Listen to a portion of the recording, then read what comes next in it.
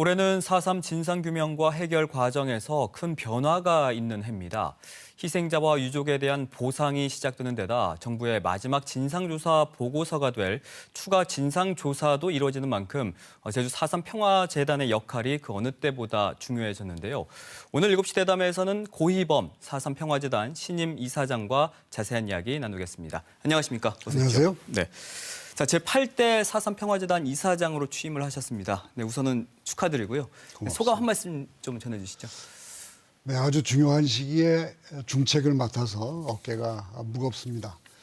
4.3 재단은 희생자들을 위령하고 또 유족들을 위로하고 그리고 4.3이 오늘 우리에게 주는 의미 그리고 평화와 인권의 가치를 후세에 전승하는 그런 역할을 하도록 만들어진 기관인데 법이 준 그 역할을 충실히 잘할 수 있도록 단단히 각오를 다지고 있습니다. 네, 지난해 8월로 기억을 하거든요. 4.3 유족회 고문으로 이 자리에 출연을 하셔서 당시 정부의 보상과 관련해서 동일 액수의 보상이 마땅하고 보상 자체가 또 다른 갈등의 원인이 되지 않도록 해달라 이렇게 요구를 하셨는데 그간의 상황을 보면 어떻습니까?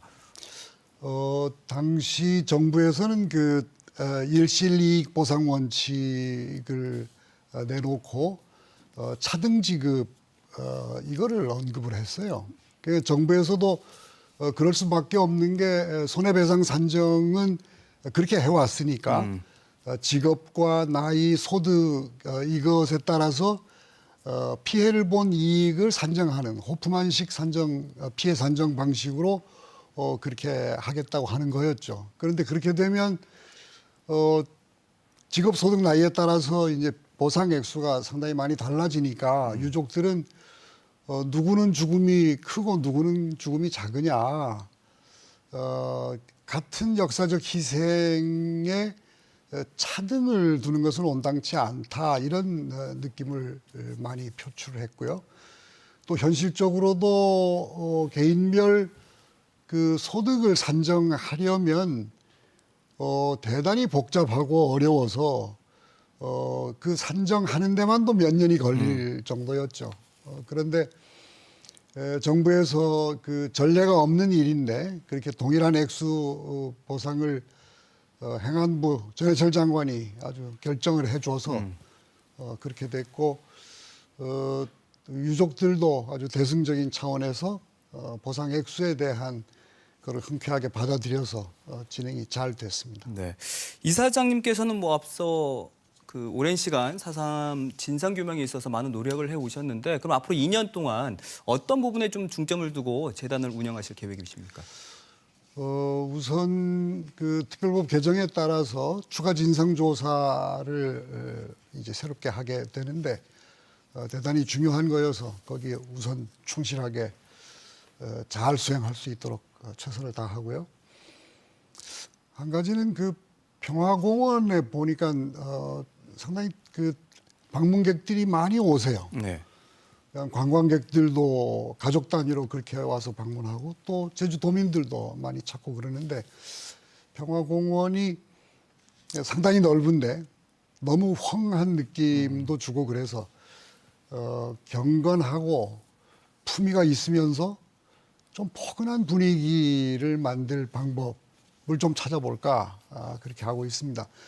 이 관람 동선도 좀 개선을 하고 편의시설도 조금 만들어서 오시는 분들이 좀 편하게 방문할 수 있도록 기대해 보겠습니다.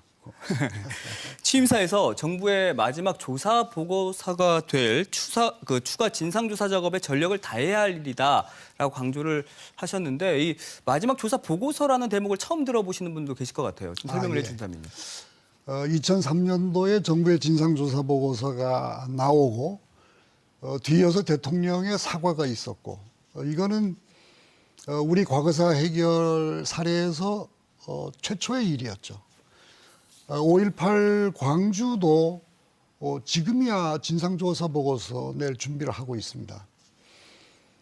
그런데 그 진상조사 보고서 2003년 진상조사 보고서에서 미진한 부분들이 있었다고 하는 표현을 쓰고 있어요. 그래서 그 미진한 부분들을 채워내는 이 추가 진상조사가 어쩌면 정부가 마지막으로 진상조사를 하는 보고서가 되지 않을까.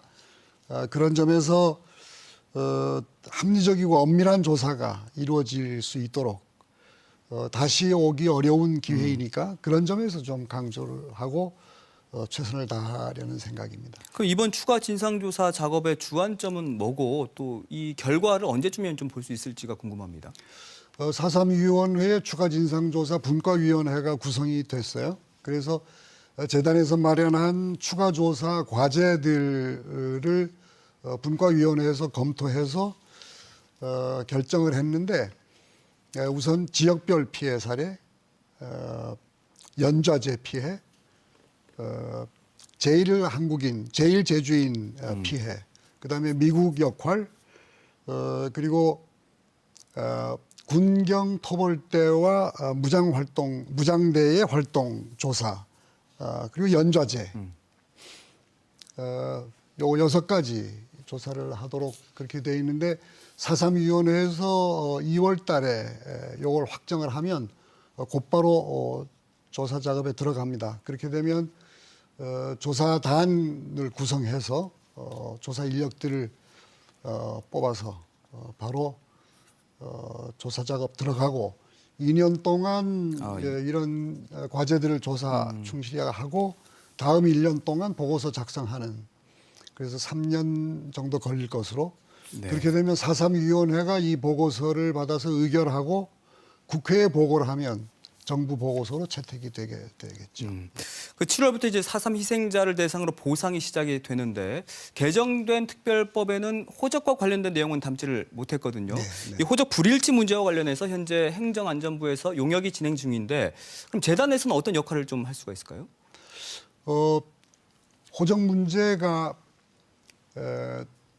행안부의 용역이 이제 시작될 텐데 거기에 문제가 되는 게 이 사후 양자, 피해자가 돌아간 다음에 양자로 입적을 했는데 그 호적에 들어가 있지 않은 경우, 그다음에 부모가 다 세상을 떠나서 그 피해자의 자녀들이 다른 사람의 호적에 입적된 경우, 이렇게 호적이 실제 피해자와 그 유족으로 정리되지 않은 문제 때문이거든요. 그래서 이 행안부에서 용역할 때 그 재단이 그동안 가지고 있는 구체적인 그런 사례들 이런 것도 제시를 해서 한 분도 소외되거나 배제되는 일이 없도록 그렇게 저희가 필요한 자료 잘 내드리고 또 유족회하고 그 행안부 사이에서 저희가 필요한 역할 잘 하도록 할 것입니다. 네, 할 일이 참 많으실 것 같습니다. 예, 좀 많을 것 같습니다. 그 재단 운영의 다른 또 축이라고 한다면 학술 연구에 대한 지원과 문화예술 사업이 아닐까 싶은데 어쨌든 좀 젊은 그 연구자들도 발굴을 해야 될 테고 이들을 위한 지원도 필요하지 않겠습니까? 학술 관련해서는 매년 5 내지 7편 정도의 논문 선정해가지고 논문 발표에 지원을 하죠. 한 편에 300만 원씩. 그리고 또 4.3 관련한 그 저서 출판에 800만 원 정도 이렇게 지원을 하는데 이런 것도 좀 지원 규모 확대해서 더 양질의 연구가 이루어질 수 있도록 그렇게 하려고 하고 있습니다. 그리고 젊은 연구자들 개발하고 지원하는 일 대단히 중요합니다. 점점 젊은 그 연구자들이 이제 4.3에 대해서 관심을 갖는 빈도가 조금 떨어지는 경향이 있어서 특별히 관심을 더 가지려고 하고 있고요. 학술 연구 관련해서 또 이 유네스코 세계 기록 유산으로 등재하는 일 이것도 저희들이 관심을 갖고 추진할 일입니다. 네, 4.3 진상규명 과정에서 정말 변곡점이 될 올해가 아닐까 싶은데 4.3 평화재단 역할 큰 기대를 또 걸어보도록 하겠습니다. 오늘 말씀 여기까지 듣겠습니다. 고맙습니다. 고맙습니다. 네.